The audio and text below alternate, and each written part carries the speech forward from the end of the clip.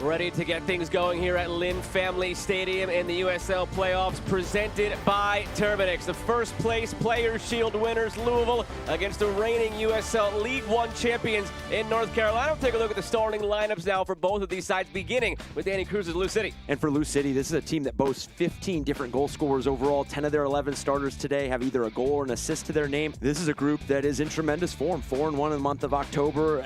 They're a team that are in rhythm offensively as well. 12 goals in that span. The three center backs of Bautista, Washington, and Craig will be instrumental in slowing down this Lou City attack. And of course, those 2 dozen goal scorers up top. Anderson with 12, Conway with 12 as well.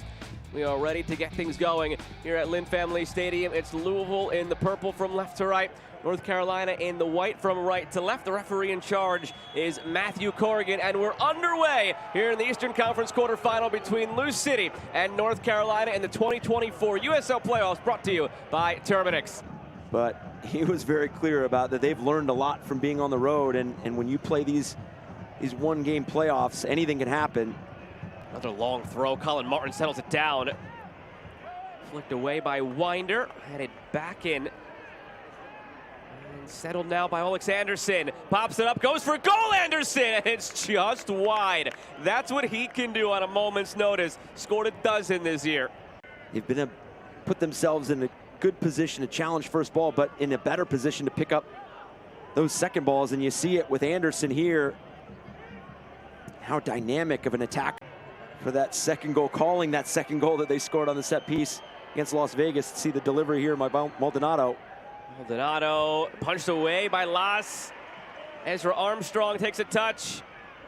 Armstrong gets end line, wins another corner, and there's a track record of top seeds or number 2 seeds being upset in this league. Going back to 2016, there have been a dozen number 1 or number 2 seeds upset in the first round. Last year we saw both of the top 2 seeds in the Eastern Conference lose in the first round, with the 7 seed Birmingham beating Tampa Bay and the 8 seed Detroit City beating Pittsburgh. So with the 1-8, the 2-7, it's happened with some regularity in this league.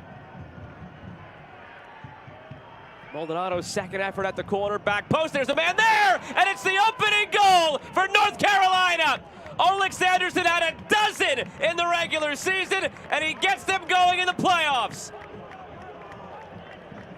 And when you talk about corners and set pieces, it is delivery and the commitment to hitting your spots. And that had both. The shape and the pace that ball was played in with for Maldonado had everything that you wanted. And then you get the run and the distraction. Different situations that might present themselves. But right now, I mean, especially when you're playing a team like Lou City, you have to feel like you need a second goal. I don't know if any team scores 1 goal on Lou City and feels like that's going to be the way it's going to end. You might need a second goal and a third goal, because at home this year, they averaged 3.74 goals in home games this year. So you're going to need probably more than 1. And the only time that they lost at home this year was in a very high-scoring game against Rhode Island. So in North Carolina, if they can get it done with a 1-0 scoreline, more power to them. But to your point, probably going to need at some point another, whether it's insurance before Lou City even gets on the board, or it's responding to a potential Lou City goal. Odds this ends 1-0 as it stands probably slim. Well, and I think for going back to the position that John Bradford and his side are in, you always speak about scoring first, just from the sense of, in this 1-game playoff, that it can open up Lou City, and transition was an area that both these teams and coaches had identified as areas that, not of concern, but areas that they needed to execute at a high level. So now does that open up areas for Anderson like this? Here he is cutting in. Anderson lays it off. Space for Mensingen, lays it off again. Chipped over the top. Armstrong waits for it, strikes it. It's saved by Las.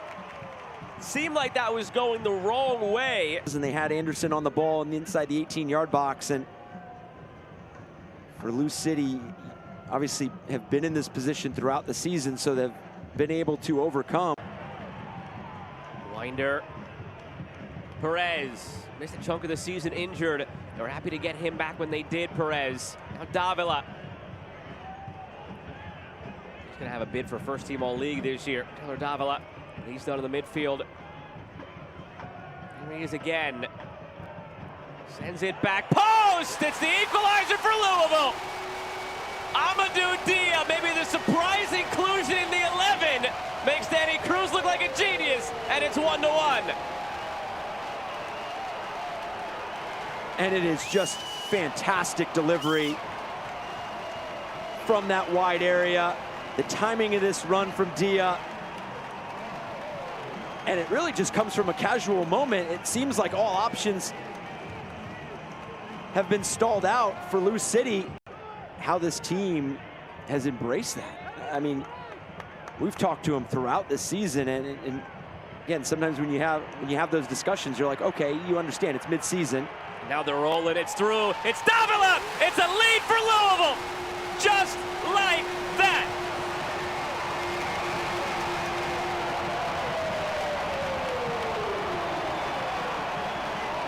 And what an explosive few minutes for Lou City. You felt like they were starting to win the possession higher up the field. You felt like they were starting to get good collective numbers around regaining that possession. Perez, just that drive, a little bit of attention. Get those defenders to slide over, and then you just slide. In-swinger from Serrano, out-swinger from Davila. What will it be? Watch out for Sean Toast in the traffic. It is Serrano, back post is looking there for Sharpie. Punched away though by McGuire. Diaz steps to it. Serrano, he's taken out, and Lou City would have another opportunity on the free kick here. But that's not why it was important. The 2022 USL Championship final still haunts them. They feel they would have won it. It slipped through now. Chance to make it three for Perez, and Batista, oh, he clears it off the line. Another giveaway by North Carolina turns into a quick Lou City chance.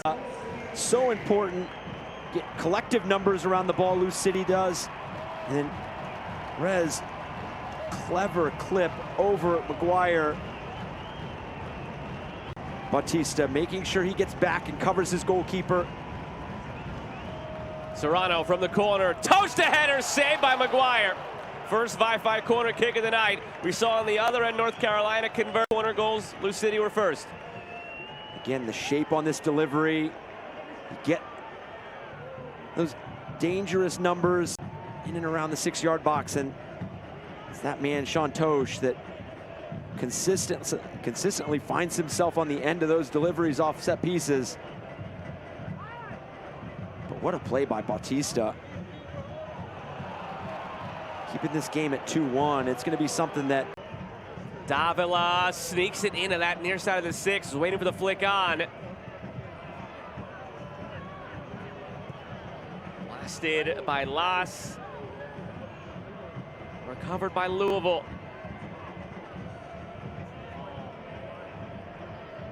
Nobody in the zip code. That'll probably do it here for half number 1. So North Carolina scores first. Lou City responds with 2 goals, scored just 4 minutes apart to take a 2-1 lead that they will carry into the half, it seems here.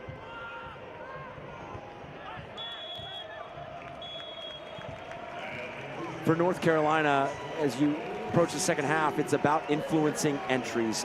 They did it early in the first 45. They were able to influence Lou City's ability to play out. Quick touch from Serrano. Davila closes in, chips it toward Tosh. Centered by Tosh. Batista wins it, follow the bouncing ball here, and the foul goes against Lou City.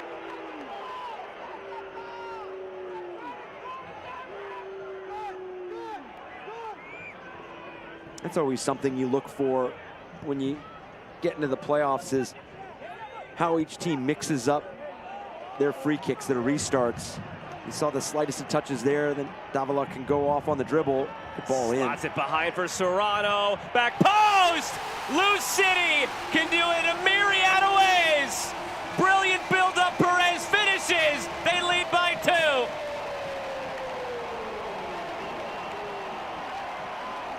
2. And Perez had put himself on the score sheet with the assist to Davila in that first half. Now collects a goal for himself with that late run. The recognition of the space that was in front of him. But the timing and the weight of that entry pass. Player on the field, you want him in there for a header here, so you understand why John Bradford pulled that back real quick. Perez angling it toward Batista at that back post. Batista still there, saved by Las. That's exactly why you trouble the fourth official and make sure the sub doesn't happen. Yeah, and this is the delivery we were waiting for from Perez, putting it in a dangerous spot. That first action doesn't necessarily clear to put Damian Las into a very difficult save to his left. Already scored on one corner tonight. Perez, the service, traffic there. Anderson tried to whip around on the volley. Foul goes against North Carolina.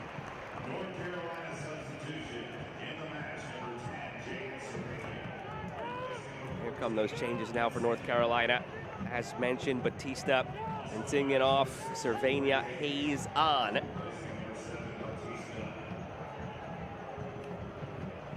Subs brought to you by Fortna. Those are the third and fourth subs for North Carolina, but they've burned through their 3 substitution windows now. So they will not make that 5th change.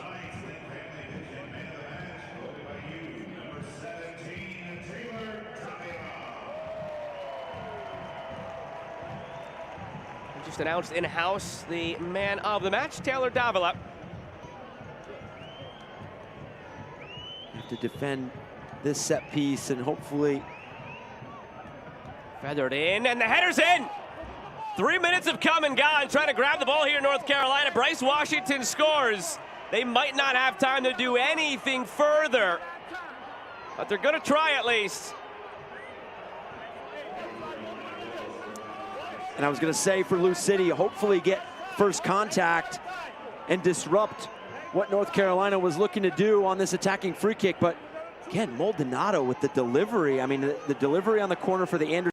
Matthew Corrigan lets it go for now. Louisville clears it. Annie Cruz pleading for the whistle. A glance at the watch, and there is the whistle. Got a little dicey there at the last second, but Lou City holds on to win 3-2, and they are into the Eastern Conference semifinal.